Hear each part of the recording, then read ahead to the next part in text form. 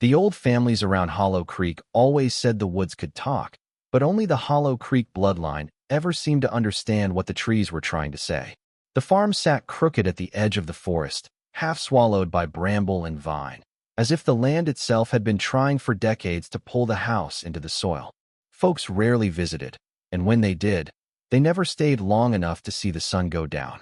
There was something in the air at night, a low, trembling hum, that seemed to rise from the roots beneath the house and breathe along the floorboards. The family ritual in the Hollow Creek bloodline was never spoken about in full sentences, never explained the way normal traditions are.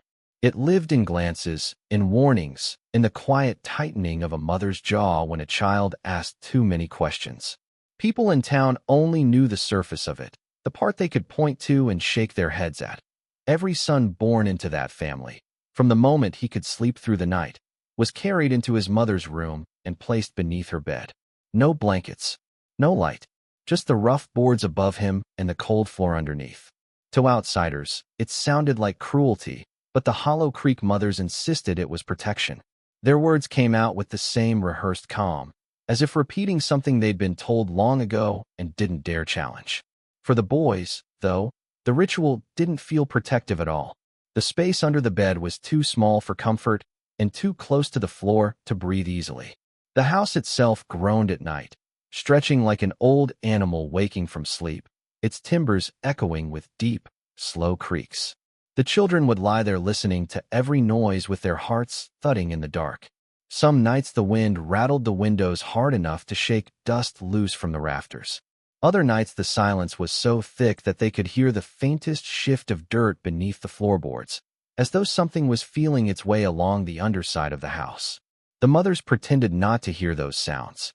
They tucked the boys under the bed with blank faces, lowering the quilts like a curtain between themselves and whatever waited below. They never knelt down to whisper soothing words or stroke their son's hair. Their duty ended the moment the child slid out of sight, swallowed by that cramped darkness. And even if the children were too young to understand why, they sensed the fear behind their mother's eyes, a fear that told them the ritual was not for comfort, but for containment. It didn't help that the woods surrounding the house had a personality of their own.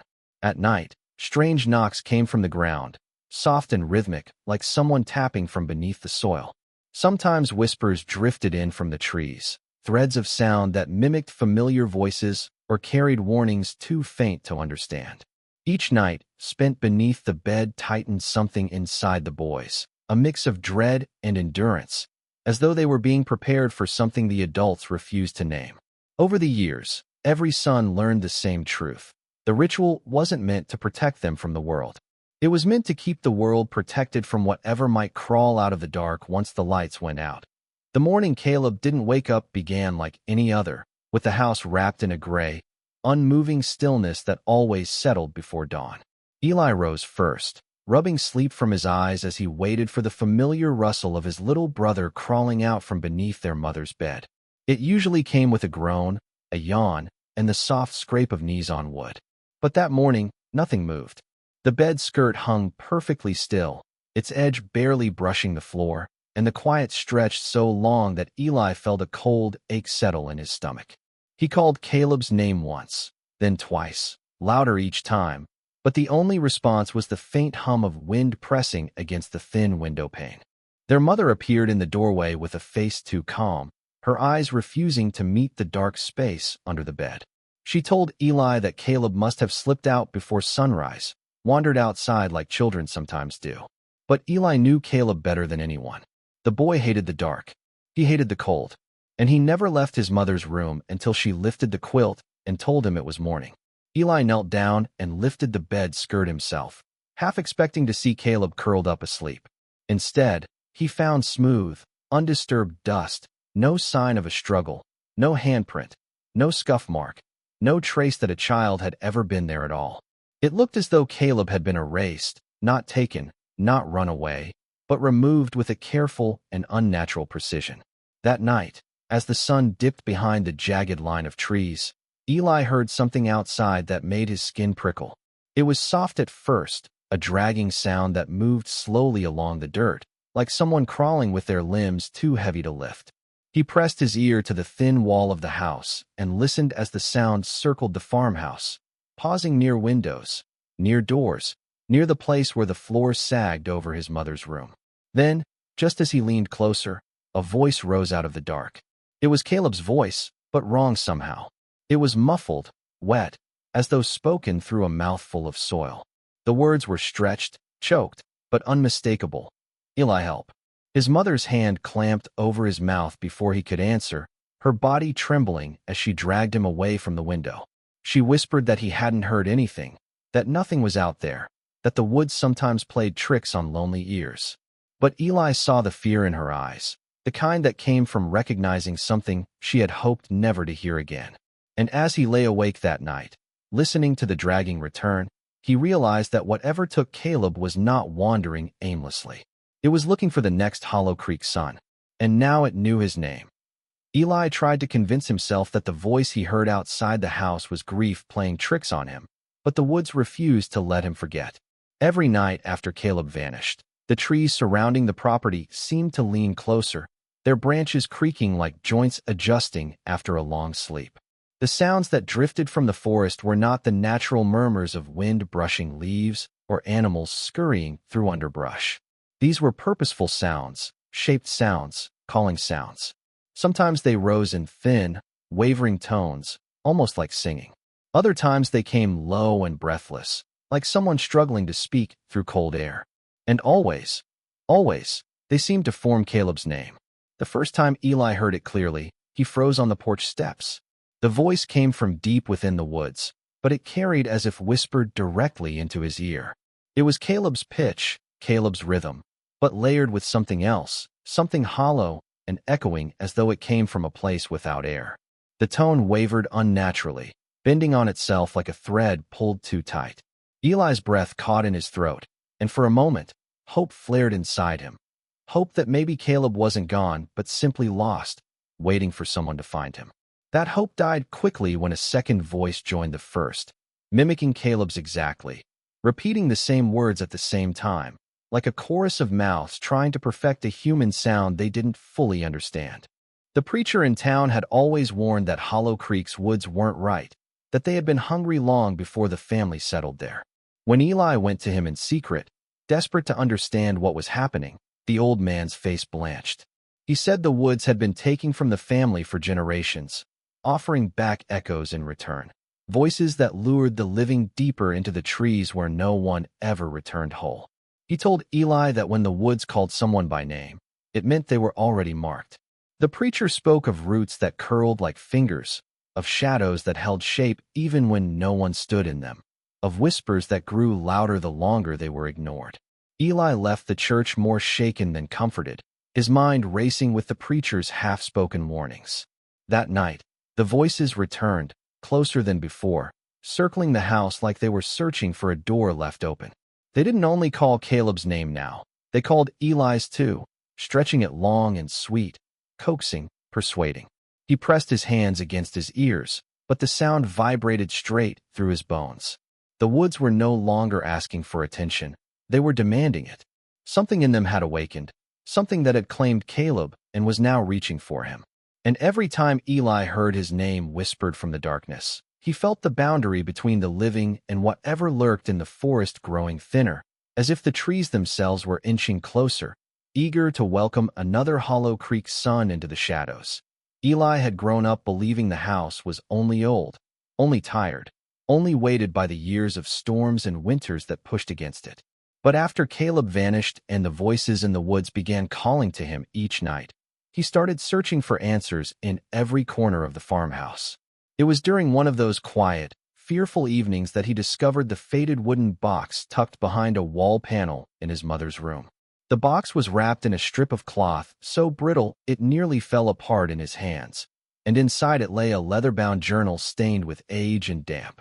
The edges were frayed, the ink nearly bled away in places, but the name carved into the cover was unmistakable: Thomas Hollow Creek, the very first son ever mentioned in their family's whispered stories. The entries were uneven and desperate, written by a child who seemed to understand far more than the adults around him. Thomas wrote about sleeping beneath his mother's bed, describing the same suffocating dread Eli and his brother had known. He wrote about the way the floor trembled beneath him at night, how the shadows under the bed bent and stretched in ways they shouldn't, and how the woods called his name long before anyone admitted they could speak. But what struck Eli most was the moment the boy revealed that he was never allowed to leave the house after sundown, as if the adults knew something waited in the forest with patience sharper than hunger. As Eli flipped through the journal, his pulse quickened. Thomas described a night when he heard a scraping beneath the floorboards, followed by a whisper that sounded exactly like his own voice. He tried to wake his mother, but she refused to look at the space beneath her bed, turning her face toward the corner of the room as if acknowledging the sound would break whatever fragile protection stood between them and the thing outside. The boy's final entry was no longer written in sentences but in frantic lines, repeating the same truth again and again.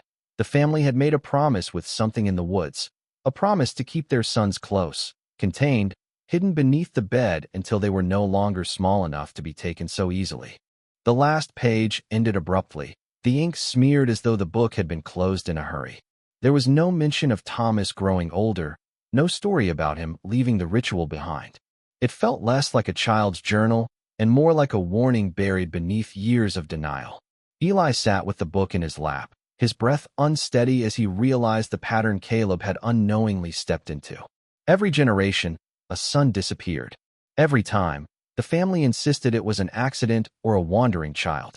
And every time, the woods seemed to grow hungrier. Holding the journal, Eli felt the truth settle heavily in his chest. Caleb's disappearance wasn't the first. It was part of the pact the Hollow Creek family had inherited, a pact no one had ever dared break. Eli could no longer ignore the way the house seemed to breathe at night, pulling in cold air through the cracks and exhaling a damp, earthy smell that clung to his clothes.